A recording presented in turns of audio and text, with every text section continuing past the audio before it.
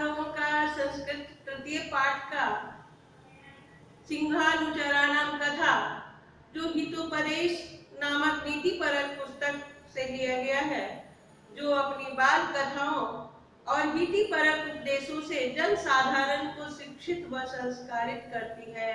प्रस्तुत कथा में दुष्ट अनुचारी द्वारा अपने अधिकारी से किस प्रकार अतिथि को मरवा दिया जाता है, इस कूटनीति को उद्घाटित किया गया है। कस्मिंश्चित् वनोद्देशे मदोत्कटः नाम सिंहः स्म, तस्य सेवकास्त्रयः काको व्याघ्रजम्पश्च अथ तैः भ्रमद्भिः साक्षात् भ्रष्टः कश्चित् उष्टो दृष्टः। किसी जंगल के एक स्थान पर मदोत्कट नाम का एक सिंह रहता था।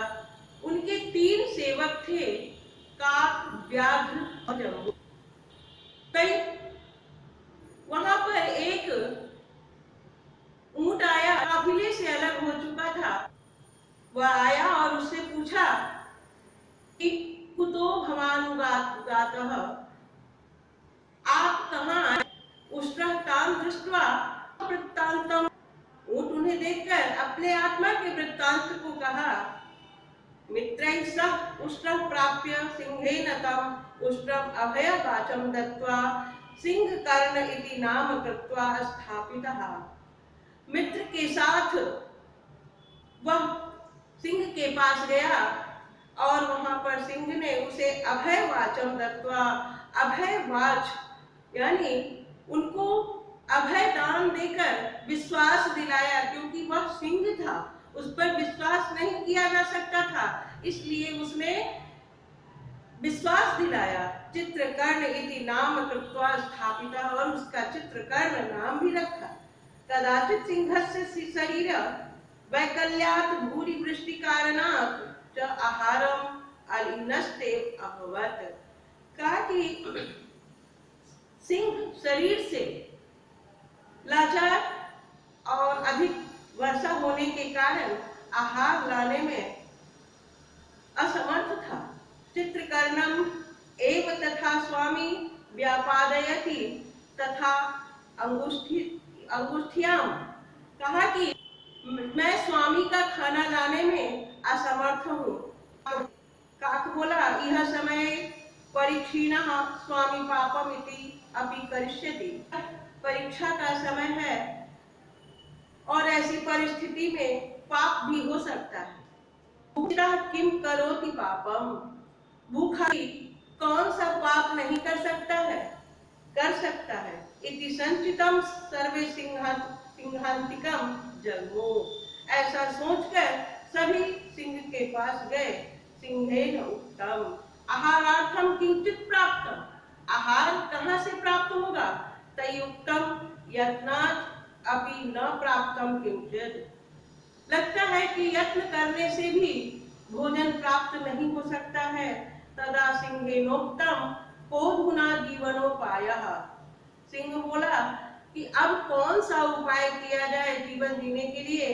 काकः अभवत्, तो वह बोला, देव स्वाधीनाहारं परित्यागात् सर्वनाशम इदा अयम उपस्थितः, कहा कि यह उपस्थित हुआ है हमारे सामने। वो इशारा करके बता रहा है कि जो ऊंट हमारे सामने आया वो उपस्थित हुआ है। सिंहेनोक्तम अत्र आहारं कः स्वाधीनः, क्या यह आहार हमारे अधीन है? काकः कर्णे कथयति, काक ने कान में कहा, चित्रकर्ण इति, चित्रकर्ण। सिंह भूमि स्पृष्ट्वा कर्णे स्पर्शयति अभयवाचं दत्त्वा, सिंह को स्पर्श किया और कान को पकड़ा और बोला, अभयवाचं दत्त्वा, मैंने उसे अभय वचन दिया है, विश्वास दिलाया है। धितोयम अस्माभिः तत्कथम संभवति, यह कैसे संभव हो सकता है? सर्वेषु च दानम अभय दानम महादानम वदन्ति मनीषिणः, मनीषियों का कहना है कि अभय दान महादान कहा जाता है।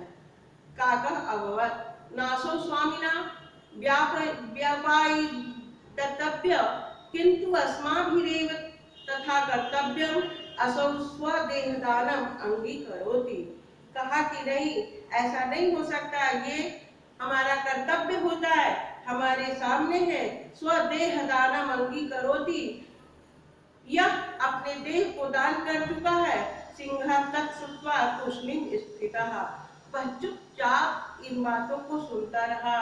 तेनासो कृत्वा सर्वान आदाय सिंहांतिकम गतः, और सभी लोग सिंह के पास गए।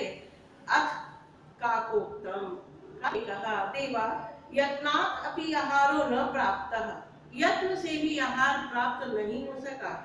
अनेको पवाशनी स्वामी यत्तद् इदानीं मदीयं मांसम अपभुज्यताम्, मांस नहीं मिल पाया है। सिंहेन उक्तम भद्र वरम प्राण परित्याग, सिंह ने कहा कि अब मैं प्राण का त्याग करूंगा। न पुनः ईदृशी कर्माणि प्रभा, लेकिन इस कर्म में प्रवृत्त नहीं हो सकता हूँ जिसको मैंने अभय दान दिया, अभय वचन दिया है, उसका पान नहीं कर सकता हूँ। ऐसा मुकेन तथोक्तम, यतः सिंहेन उक्तम मय्यम अथ चित्रकर्णोऽपि जातः विश्वासः तथैव आत्मदाहम आह। कहा कि अब चित्रकर्ण को विश्वास दिलाने के बाद भी ऐसा मैं नहीं कर सकता हूँ। मैं अपना आत्मदान कर सकता हूँ, लेकिन ऐसा काम नहीं कर सकता हूँ। तद्वदनम एव असौ जम्बुकम पुंक्षि विदार्य व्यापादिता सर्वे भक्षिताश्च, उसके बाद उसके शरीर को फाड़कर सभी लोग मिलकर खाने लगे। सर्वे भक्षिताश्च, सभी खाने लगे। या तो हम ब्रवीमि सताम अपि अपि मति खलोक्ति भी दोलयते इति, कहा कि बातों से मन बहुत चंचल होती है, इसलिए इस काम को करना उचित तो नहीं है, लेकिन सामने पड़ा हुआ आहार कैसे छोड़ सकता हूँ। इसलिए सिंह ने उसे, सभी लोग मिलकर सिंह के साथ खाने लगे। हिंसक पशु पर कभी भी विश्वास नहीं करनी चाहिए।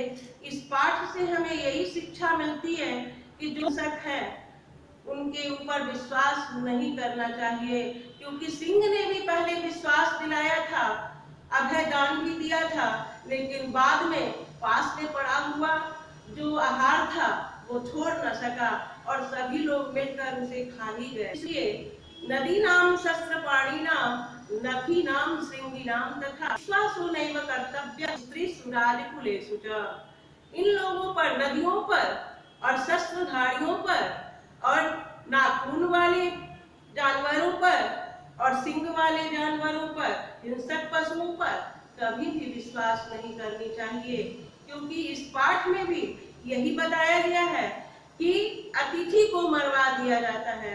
वह अतिथि के रूप में आया था, लेकिन आ गया सिंह के पास, हिंसक पशु के पास, वो उसे छोड़ न सका। इस चैप्टर को आप लोग पढ़ेंगे, अगली बार इसका क्वेश्चन आंसर होगा। सर्वोदय नमस्कार बच्चों।